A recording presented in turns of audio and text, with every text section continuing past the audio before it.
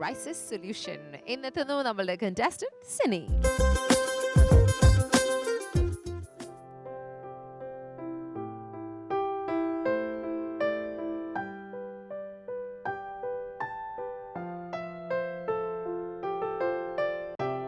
എന്താണ് ഇവിടെ എത്തുമ്പോ മനസ്സിൽ ഉള്ള വിചാരം? എന്താ ഇവിടെ ഇങ്ങനെ നടക്കാൻ പോണേ? എല്ലാരെയും സംശയത്തോടെ സിനി നോക്കുന്നത്. അതെ, എന്താ ഇവിടെ നടക്കാൻ അല്ല, പോണേ? വല്ലതും വായിച്ചോ സിനി? എന്തെങ്കിലുമൊക്കെ വായിച്ചോ? ജനറൽ നോളജ് ഒന്നും പഠിച്ചിട്ടില്ല. ഒന്നും. എന്നാ പിന്നെ എനിക്ക് വേണ്ടി ഒരു കാര്യം ചെയ്യ് സിനി, ഒരു 4 വരി പാട്ട് പാടും. പിന്നെ എന്നോടൊന്നും പറയാതെ പകൽ പക്ഷി സ്വയം പറന്നെങ്ങോ പോയി. പിന്നെ എന്നോടൊന്നും പറയാതെ പകൽ പക്ഷി സ്വയം പറന്നെങ്ങോ പോയി. കടലാഴങ്ങളിൽ ഒരു തൂവലുമായി അകലെ നിൽപ്പോ ജലമൗനം. പിന്നെ പിന്നെ എന്നോടൊന്നും പറയാതെ പകൽ പക്ഷി സ്വയം പറന്നെങ്ങോ പോയി. ഇനി അങ്ങോട്ട് നോക്കി കണ്ടോ ഒരു വീഡിയോ. നോക്കാം, പോരാതെ എന്നാലും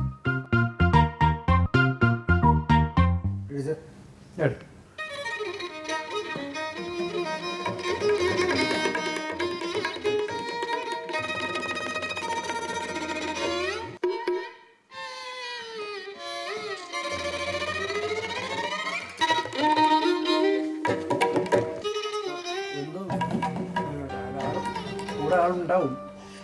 ഇത് ഒറ്റയ്ക്ക് ഇങ്ങനെയാണെങ്കിൽ എന്ത് ചെയ്യാൻ പറ്റും സാറേ? നമുക്ക് പ്രൊമോയ്ക്കുള്ളവർ അല്ല, അവര് ഇത് ഒന്നും ചെയ്യാൻ പറ്റില്ലല്ലോ. അല്ല, നമുക്ക് അല്ല, അതുമല്ല പൊസിഷനൊക്കെ മാറി മാറിയാണ് വരുന്നത്. നമുക്കിപ്പോൾ ഒരു ഈ ചെല്ലുമ്പോഴേ അതിൻ്റെ ഒരു ഇത് വേണ്ടി സാറ് ഞാൻ 2-3 പൊസിഷൻ പറഞ്ഞു കൊടുക്കാം. ഓക്കെ, അതായത് എങ്ങനെയാണ് ചെയ്യുന്നത്? അങ്ങോട്ടോ ഉള്ളു ഇങ്ങോട്ടോ ഉള്ളു ഒന്നുകൂടെ ഞാൻ പറഞ്ഞ സിനി നമ്മൾ കമാൻഡ് ചെയ്ത് പാടില്ല.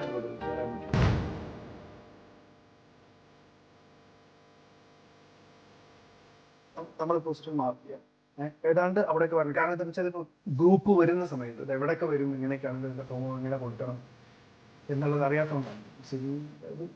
സിനിയുടെ ഭാഗത്ത് നിന്ന് മിസ്റ്റേക്കാണ് അല്ലേ? മോശം അല്ലേ?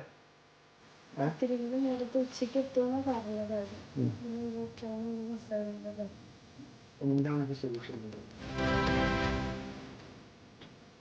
ഒരു പ്രാവശ്യം നമുക്ക് ട്രൈ ചെയ്ത് നോക്കാം. അതായത് നമ്മൾ പ്രൊമോയ്ക്ക് എടുത്തിട്ട് ഒരു കാര്യം ഉപയോഗിക്കാൻ പറ്റില്ല. ഇത് അതാണ് പ്രശ്നം. ഞങ്ങള് സിനിയെ വെച്ചിട്ടാണ് പ്രൊമോട്ട് ചെയ്യാൻ പ്ലാൻ ചെയ്തത്. മനസ്സിലാവുന്നുണ്ടോ? അപ്പൊ ബാക്കി ഗ്രൂപ്പുള്ള ആളുകൾ ഉണ്ടായിരുന്നു, അവരെ നമ്മൾ യൂസ് ചെയ്തില്ല.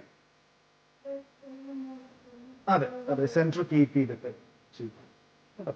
പിന്നെ ഫ്രണ്ടിലേക്ക് വരുന്നതും കൺട്രോൾ ചെയ്തു അല്ലേ?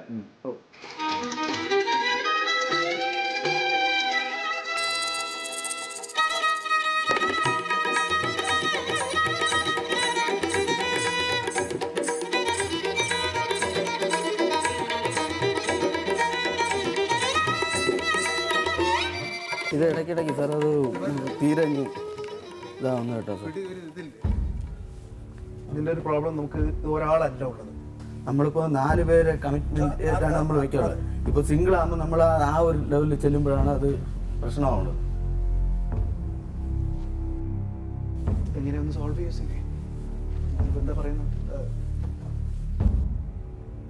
It's A group item. അപ്പൊ ഇത് തന്നെ നമ്മൾ കോംപ്രമൈസ് എന്താ നേരത്തെ പറഞ്ഞ എന്നോടും പറഞ്ഞത് ലേറ്റ് ആയി പോയി.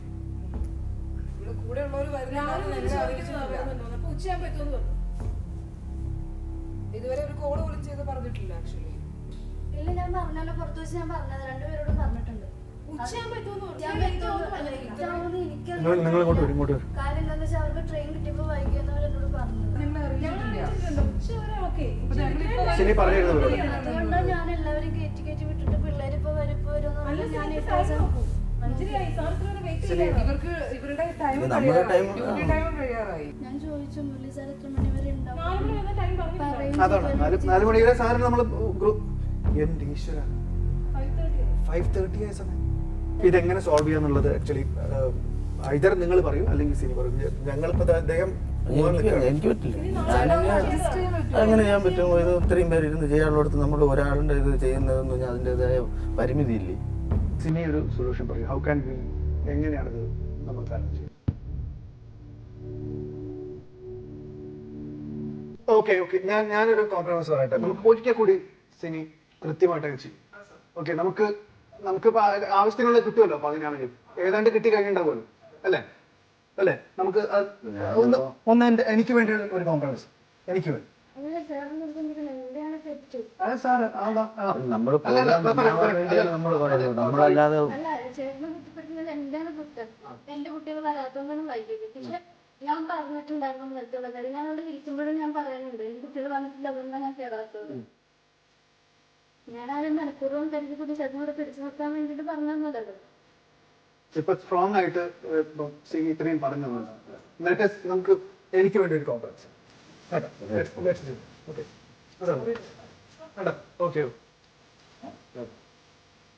ഓക്കെ, ഇത്രയും സ്ട്രോങ് ആയിട്ട് സാധനം പറഞ്ഞല്ലോ നമ്മൾ. അതിനാണ് ആ പറയൂ. പോട്ടെ നമ്മൾ വരൂ, ചെയ്. അല്ലല്ല സിനി ചെയ്യും. അല്ല ഇങ്ങോട്ട് കുഴപ്പമില്ല, ഇത് വരൂ. ബാ, ഇത്രയും സ്ട്രോങ് ആയിട്ട് പറഞ്ഞില്ലേ സിനി, പിന്നെന്താണ് ഇത്? നമുക്ക് ആ സ്ട്രെങ്ത് ആണ് വേണ്ടത്, മെന്റൽ സ്ട്രെങ്ത്. നിനക്കറിയാം അയ്യേ. വരൂ വരൂ.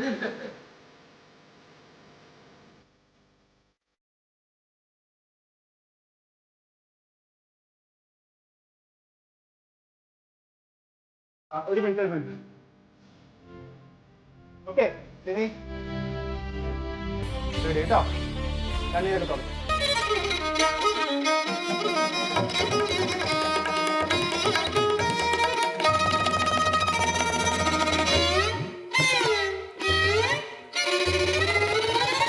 ഇനി നീ കറക്റ്റായിട്ട് അത് ചെയ്താൽ മതി സാർ. അതിപ്പോൾ എന്ത് ചെയ്യാം സാർ? അല്ലല്ല ഓക്കെ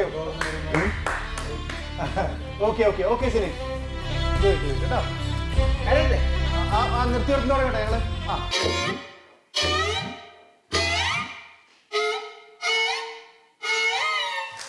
എന്തായിരുന്നു അവിടെ സംഭവിച്ചത്? സിനിയുടെ ഡാൻസേഴ്സ് വന്നില്ല സമയത്ത്. സിനിയുടെ ഈ റൗണ്ട് കഴിഞ്ഞു.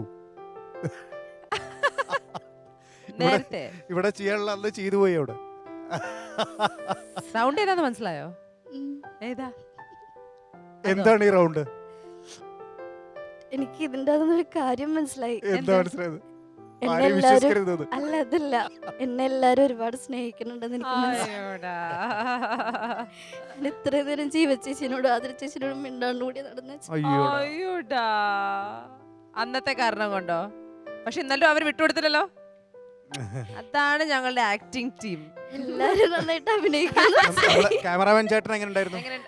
അമ്മേ, ആ ചേട്ടനെ കുറിച്ച് മമ്മൂട്ടി തോറ്റു. ക്രൈസിസ് സൊല്യൂഷൻ ആണ് ഒരു പ്രതിസന്ധി തരണം ചെയ്യൽ. എങ്ങനെയാണ് അത് സിനി തരണം ചെയ്തത്? എന്ത് തോന്നുന്നു സിനി അത് എങ്ങനെയാണ് തരണം ചെയ്തതെന്ന് തോന്നുന്നു? സിനി എങ്ങനെ ചെയ്തു? എന്ത് തോന്നുന്നു? ഒരു സ്വയം വിലയിരുത്തൽ. ഞാൻ പറയാനുള്ളത് പറഞ്ഞു, എന്നിട്ടും മനസ്സിലാക്കാതെ വന്നു കഴിഞ്ഞപ്പോഴത്തേക്കും ഒരു ദേഷ്യമൊക്കെ വന്നു, മിണ്ടാതിരുന്നു, കരച്ചിൽ വരുന്നു. ബിക്കോസ് നമുക്കൊരു പരിധിവരെ ദേഷ്യപ്പെടാൻ പറ്റുള്ളൂ അല്ലേ?